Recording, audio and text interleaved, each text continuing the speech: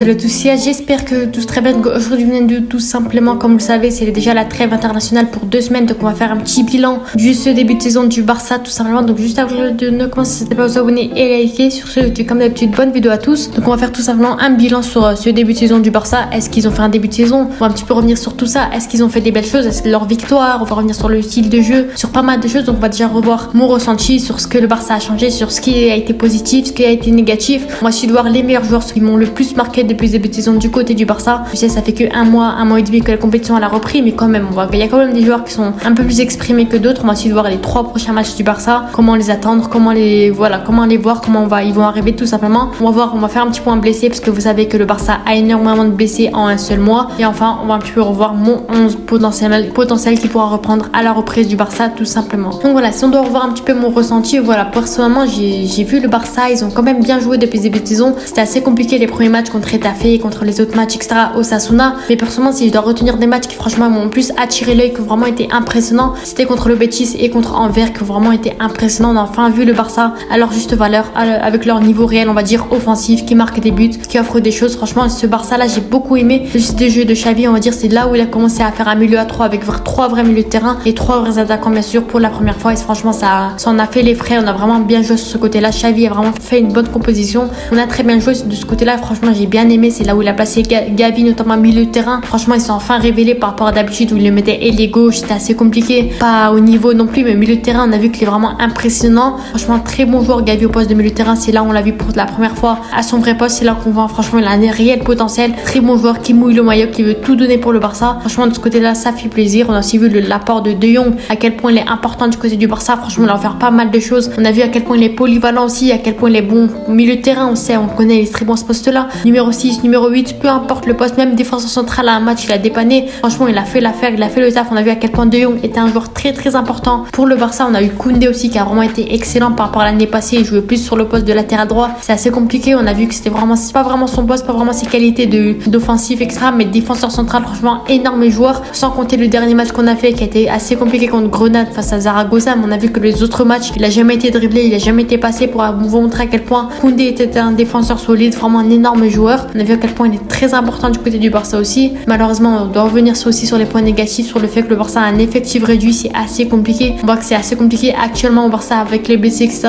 Au poste d'attaquant, on a que 3 vrais attaquants pour aucun remplaçant. On est obligé de piocher dans le Barça athlétique pour dire à quel point c'est assez compliqué. Personnellement, c'est là qu'on se rend compte qu'on aurait peut-être pu garder Abdé par exemple, qui aurait pu être un énorme super sub sur le côté gauche du Barça, sur l'aile du Barça, parce qu'on n'a pas vraiment d'ailier gauche sur le côté du Barça à part Joao Félix. C'est là qu'on a beaucoup un effectif réduit aussi. Les latéraux, à part Marcos Alonso, Sergio Roberto, c'est assez faible quand même par rapport à des Cancelo, par rapport à des Baldé et gardiens. Bon, c'est pas vrai, voilà, il n'y en a pas besoin, mais défenseur central aussi, on a des Inigo à la place, c'est assez compliqué. On sait qu'on a des Araujo, on a des Koundé, on a des Christensen qui restent quand même assez fragiles, qui peuvent pas forcément enchaîner les matchs. C'est pour ça qu'il nous faut un 4e vrai défenseur central. Inigo Martinez, ça fera pas l'affaire en 8e de finale de Ligue des Champions, admettons, en Classico contre l'Atlético Madrid. On sait que c'est assez compliqué, on sait que Inigo il a les talents, il a le potentiel, il a tout ce qu'il faut, mais en Liga notamment contre des équipes contre Grenade, contre Deportivo Alavés, contre Bilbao maximum, mais globalement on sait qu'Inigo ça fait pas l'affaire sur les gros matchs. En plus il revient de blessure, il a pas vraiment son vrai niveau qu'il a eu à l'Atlético Bilbao. C'est là que c'est compliqué aussi, voilà. Milieu de terrain aussi, bon, on avait une tonne de milieu de terrain en ce début de saison, là on se retrouve avec 3 milieux de terrain. On est obligé de mettre Orlando à chaque fois titulaire, on est obligé de mettre Ferman Lopez, même si ça reste quand même un énorme joueur, mais il a pas l'habitude, tout comme Neymar,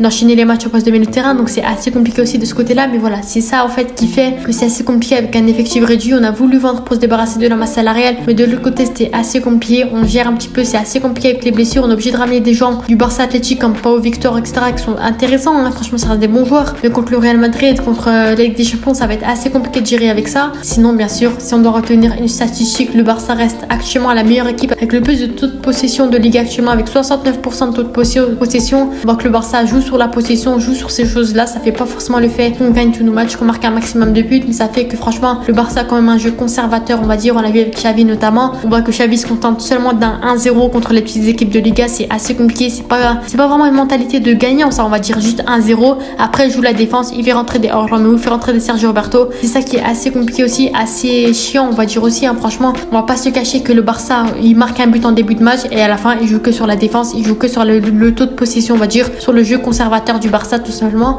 C'est ça que je pourrais peut-être reprocher à Xavi, mais si vraiment il continue les matchs avec une performance comme le Betis et contre Anvers qu'on a fait notamment en Ligue des Champions, parce que le Barça pourra vraiment offrir énormément de choses sur cette continuité de la saison, on va dire. Franchement, le Barça, c'est vraiment une énorme équipe avec un énorme potentiel. Malheureusement, encore une fois, avec un effectif réduit, c'est assez compliqué de ce côté-là, mais globalement, on sait que franchement, ils peuvent ouvrir pas mal de choses. Voilà, maintenant, si je dois retenir quelques joueurs qui m'ont le plus tapé dans l'œil, qui m'ont le plus, qui m'ont le plus attiré depuis le début de saison du côté du Barça, ça reste bien sûr De Jong et Koundé, qui sont vraiment des joueurs, on l'a vu, essentiels pour le côté du Barça. Franchement, Koundé, énorme défenseur central. De Jong, énorme joueur. Malheureusement, ils sont blessés actuellement, mais pour vous dire à quel point ils m'ont tapé dans l'œil depuis le début de saison. Deux énormes joueurs qui contribuent notamment au jeu du Barça, ceux qui font que le Barça gagne souvent leurs matchs, qui font pas mal de choses. Franchement, deux joueurs très intéressants. On a les deux Joao comme si qui sont arrivés récemment aussi en prêt. Voilà, Cancelo et Félix qui restent très intéressants aussi. On a vu que Cancelo apportait énormément sur ce côté droit. Il montait même de temps en temps en tant qu'ailier pour vous dire à quel point il marquait des buts, il fait des passes D, il fait des passes clés, il ose centrer, il ose faire des choses. Contrairement à Araujo et Koundé à l'époque, qui malheureusement c'est pas leur poste, le poste de latéral droit. Mais on voit clairement la différence. On voit à quel point Cancelo offre pas mal de choses dans cette défense tout simplement. On a Lamine Yamal aussi, franchement depuis cette saison qui s'est imposé, qui a même fini homme du match face à Villarreal il me semble. Très très bon joueur qui a même marqué son premier but avec le Barça depuis ce début de saison, depuis l'histoire de sa carrière, tout simplement vraiment un énorme joueur qui fait pas mal de choses. Le seul problème c'est que franchement c'est le seul vrai latéral droit qu'on a, c'est ça qui est assez compliqué. Il a seulement 16 ans, il n'a pas l'habitude d'enchaîner les matchs à ce niveau-là et notamment d'enchaîner cette régularité. Il va pas faire une saison avec 30 matchs non plus, c'est assez compliqué pour une première quand même. Il est très jeune, il n'a pas un énorme physique non plus. Franchement c'est pour ça qu'il faudra vraiment faire des rotations. C'est ça qui me gêne le plus on va dire aussi, mais globalement Yamal m'a beaucoup impressionné depuis ce début de saison. Et enfin Gavi aussi, très bon joueur, notamment au poste d'ailier gauche c'était assez compliqué, on n'a pas pu voir son réel niveau, son niveau à sa juste valeur, mais là depuis ce début de saison on a vu à quel point c'était un joueur important on va dire, franchement très bon joueur au poste de milieu de terrain, récupérateur. Bon il fait quand même quelques erreurs de récupération on va dire, il n'est pas très propre non plus dans ses récupérations de ballon, dans sa défense, mais globalement offensivement joueur très intéressant. Il a montré qu'il pouvait récupérer des ballons, il a montré qu'il pouvait marquer des buts. Franchement Gavi, rien à dire là-dessus. Voilà, maintenant si on doit revenir sur les 3 prochains matchs du Barça qui restent quand même très très chaud. On va enchaîner une semaine, il y a 3 matchs avec l'Atlético Bilbao. Premièrement, très grosse équipe avec les frères Williams, avec Yera, il y avait pas mal de joueurs à Bilbao qui restent très intéressants. Ça va être une équipe à surveiller, bien sûr, très très grosse équipe. Franchement, faudra gérer le Shakhtar Donetsk aussi en Ligue des Champions, ça va être assez compliqué, même si quand même ils sont derniers du classement de Ligue des Champions, mais globalement on sait que c'est un match à ne pas sous-estimer. Et enfin le fameux Classico qui va arriver, le 3e match de cette reprise, ça reste le Real Madrid bien sûr. Ça va être compliqué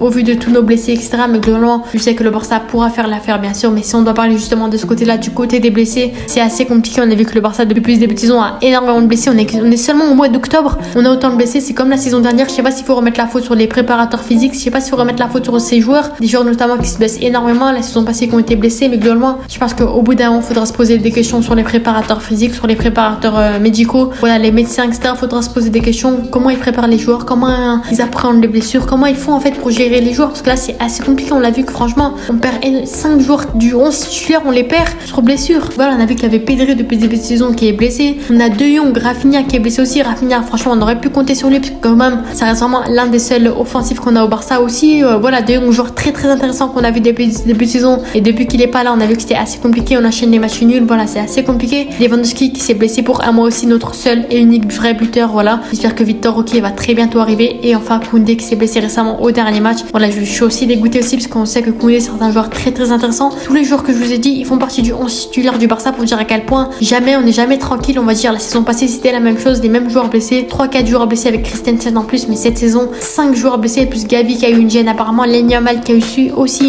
une gêne avec la sélection nationale de l'Espagne, pour vous dire à quel point c'est assez compliqué notamment. Franchement je suis vraiment dégoûtée pour le Classico. Après si jamais le Real Madrid va gagner aussi, les gens ils vont s'en prendre au Barça etc, pour vous dire à quel point voilà on n'a jamais de chance entre guillemets on va dire. On a 5 joueurs blessés plus 2-3 qui ont quelques petites gênes qui sont obligés d'enchaîner, les attaquants qui vont devoir enchaîner aussi parce qu'ils n'ont pas de vrais doublures on va dire, à part quelques pépites du Barça Atlético aussi. Mais globalement si je dois faire mon 11 de la reprise on va dire, celui qui va reprendre pour le premier match face à l'Atlético Bilbao on va dire, en comptant les blessés on va dire, en comptant les joueurs actuels, Ter Stegen dans les cages bien sûr sans aucun débat, Balde, Cancelo sur les côtés, rien à dire là-dessus. On va pas mettre Sergio Roberto ou je sais pas qui, Marcos Alonso au poste de latéraux, Christensen et Araujo qui pour moi pourront assurer ce poste de défenseur trop, notamment pour les Clasico et notamment pour le match face à Atletico Bilbao. Je pense qu'il faudra compter aussi à des Mikayil Faye, pourquoi pas, qui pourrait monter en équipe professionnelle histoire de dépanner de temps en temps en tant que 4e défenseur central après Inigo Martinez potentiellement. Les milieux de terrain, Aurel Romeu au poste de numéro 6, Gundogan et Gavi au poste de numéro 8 qui pourrait être un peu plus en avant, qui pourrait aider récupération, envoyer les ballons vers l'avant. Gundogan lui malheureusement n'a toujours pas trouvé à son poste de Manchester City, à son niveau de Manchester City c'est assez compliqué depuis ce début de saison, limite on l'a placé au poste de numéro 6, franchement c'est là où il a été le meilleur non plus, mais globalement on sait que franchement il a pas son vrai niveau de Manchester City. J'ai hâte de le retrouver à ce niveau là et Fermin Lopez bien sûr sur le banc qui pourra assurer ce poste de rotation, ce poste de super sub on va dire. Pour moi il doit pas forcément enchaîner tous les matchs sinon ça va être trop compliqué, il va se blesser etc. Il doit pas forcément les meilleures conditions physiques, mais pour moi le faire tourner de temps en temps, le faire jouer, on sait que ça reste une énorme pépite. C'est pour ça que franchement faut pas compter sur ce qu'il se blesse pour voilà, pour moi il faudra le faire tourner, lui laisser le temps de s'adapter, de jouer en Ligue 1 de temps en temps, lui prendre de l'expérience, mais globalement le mettre sur le banc et on attaque sans aucun débat, sans aucune surprise parce qu'on n'a pas vraiment de remplaçant.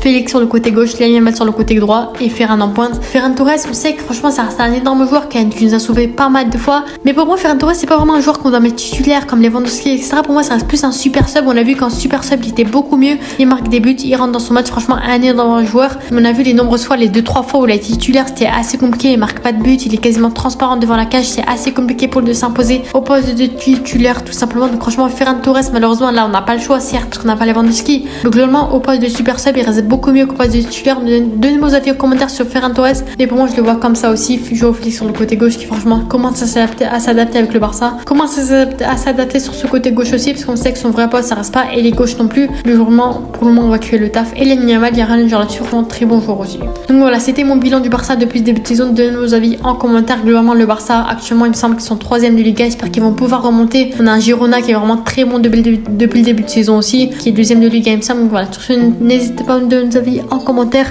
à vous abonner. C'était Asson, à la prochaine, ciao.